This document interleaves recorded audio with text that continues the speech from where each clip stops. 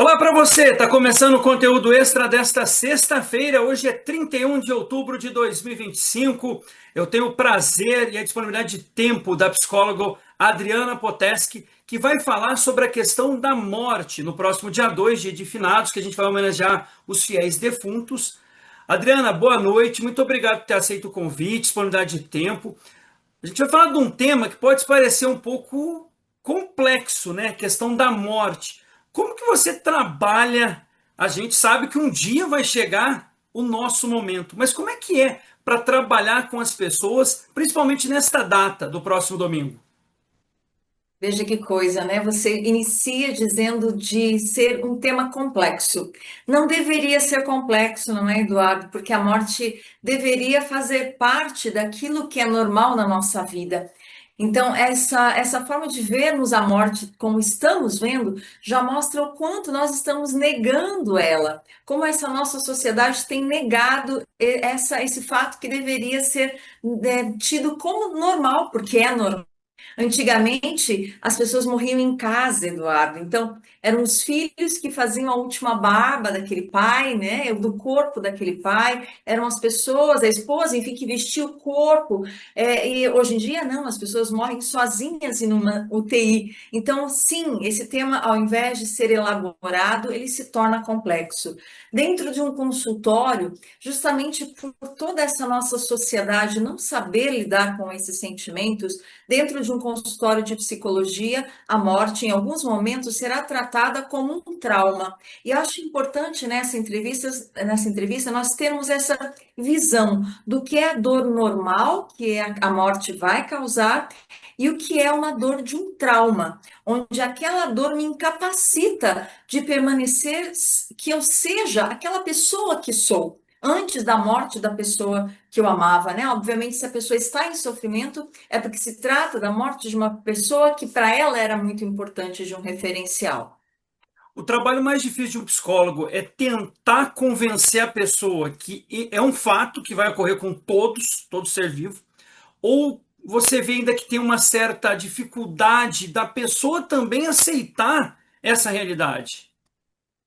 Sim, Eduardo, então, quando eu coloco, né, a questão do trauma, né, então até vou abrindo um parênteses, porque uma das abordagens que eu atuo dentro do consultório é uma abordagem chamada EMDR, que é uma linha específica para traumas agudos, que foi descoberta a partir de pesquisas do nosso cérebro, com pessoas vindas da guerra do Vietnã e com mulheres estupradas. Então, assim, eram situações terríveis e que, baseado nas pesquisas de cérebro, observou-se que quando nós temos um trauma, ou seja, uma dor não elaborada, o nosso cérebro funciona de uma maneira diferente.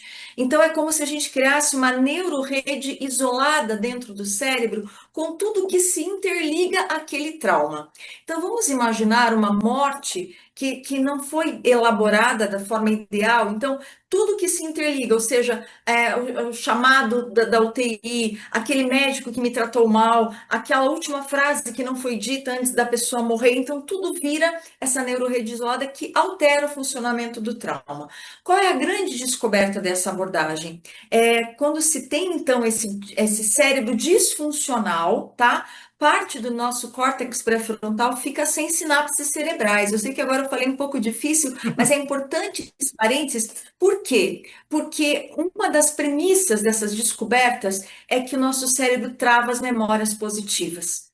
Então, tudo aquilo que foi ruim daquele evento morte é que como se o cérebro se apegasse somente àquilo e vai esquecer do pão caseiro que aquela mãe fazia, vai esquecer das brincadeiras gostosas que o filho que faleceu, né? E às vezes jovem de um câncer, alguma coisa assim, fazia na sala. Então é como se todo o positivo perdesse a força, perdesse a importância. E aí sim, como que nós vamos tratar isso? No meu caso, eu vou tratar com a técnica onde nós estamos estimulando o cérebro bilateralmente para que aquela parte que está travada volte a funcionar. Então, eu vou ver aquilo que eu sinto de uma forma errada, mas também é a minha verdade. Vou ver, por exemplo, que aquele médico talvez fez tudo o que ele podia.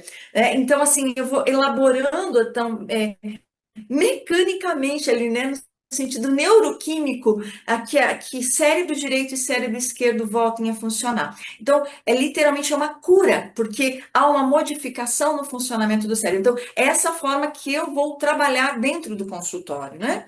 É claro, existem outras abordagens, outras linhas da psicologia, e nós vamos também ver, mesmo a minha linha, vai ver as fases do luto, que Elizabeth Kubler-Ross, né, uma escritora muito famosa, ela é uma psiquiatra suíça-americana, um dos seus livros sobre a morte e o morrer, que é um best-seller, assim, e todas as pessoas da área da psicologia, da psiquiatria vão em algum momento estudar sobre isso, e ela vai falar sobre as etapas desse luto, as fases desse luto, né?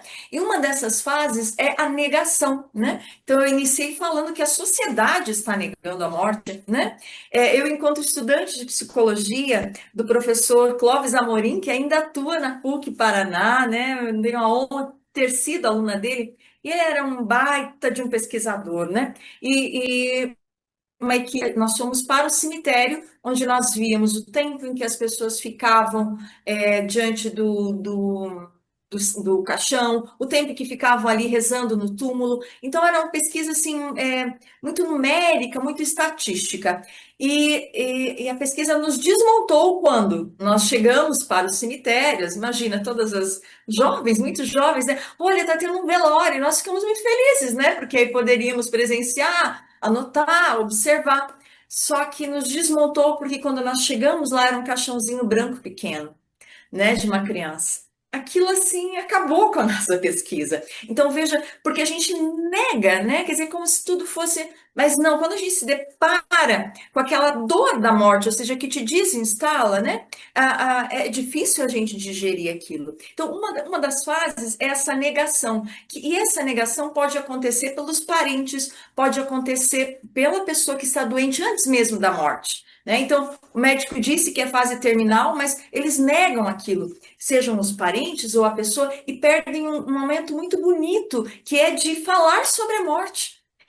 Os moribundos não têm chance de falar sobre a morte. Então, se você que ouve essa entrevista, né, talvez você seja essa pessoa que vai chegar para a pessoa que está adoecida e dizer: quer conversar sobre o teu medo? Porque é impossível que a pessoa não esteja com algum medo ou com algum receio. Ou quer conversar sobre a felicidade que você sente, ou já tive pessoas que planejaram as músicas de seu enterro, né? Então, essa negação, ela é evidente antes, ela pode acontecer, como ela pode acontecer depois, né? Então, uma pessoa em Curitiba, por exemplo, tadinha, né? Mas ela estava olhando da janela do prédio, vendo o filho voltar da escola, e ele foi atropelado, ela viu tudo, né? E ela não desmontou o quarto do filho por muitos anos.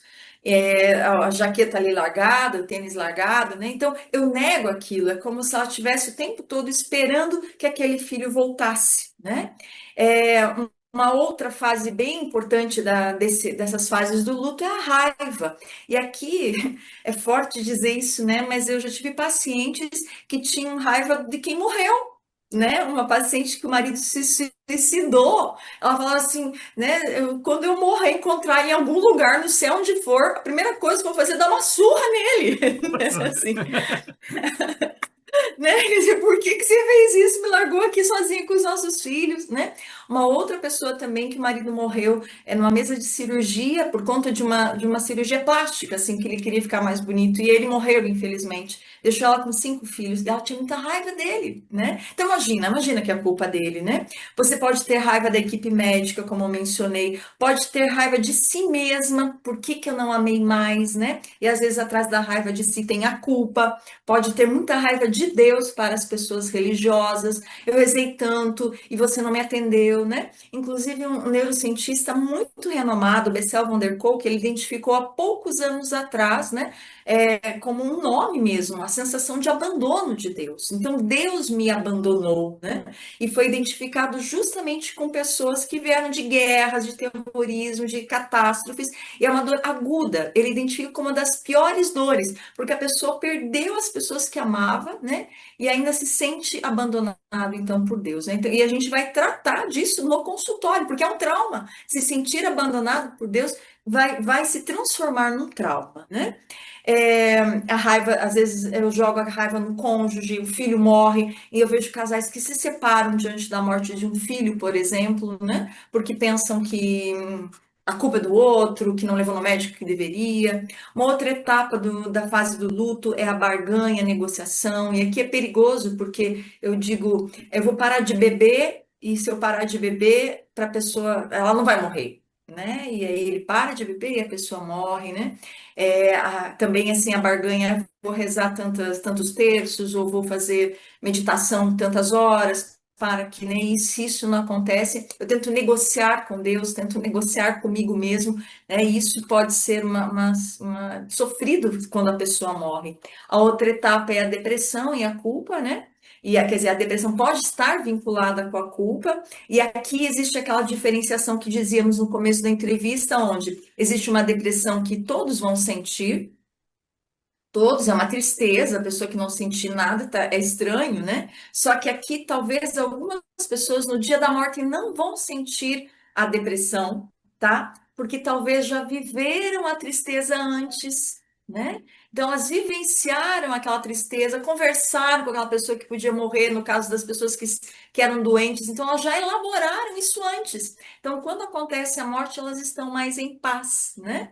E aí, o que não pode é que essa depressão e essa tristeza permaneça. Então, é lindo aquele filme, aquele desenho animado, Viva a Vida é uma Festa, que fala da morte, no sentido da cultura mexicana, que é uma alegria, né? No Dia dos Mortos, eles cantam as músicas que o falecido gostava, as comidas, e vão para o cemitério. É uma festa aquilo.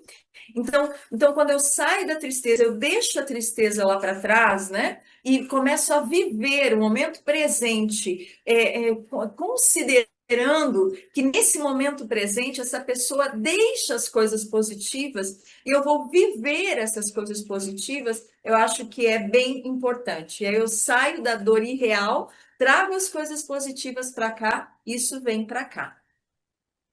Adriana, muito obrigado por ter aceito o convite. Quem quiser conhecer mais o seu trabalho, sei que além de psicóloga é escritora, agora é o seu momento, se quiser deixar suas redes Sim, sociais, fica à vontade aí no nosso conteúdo extra. isso.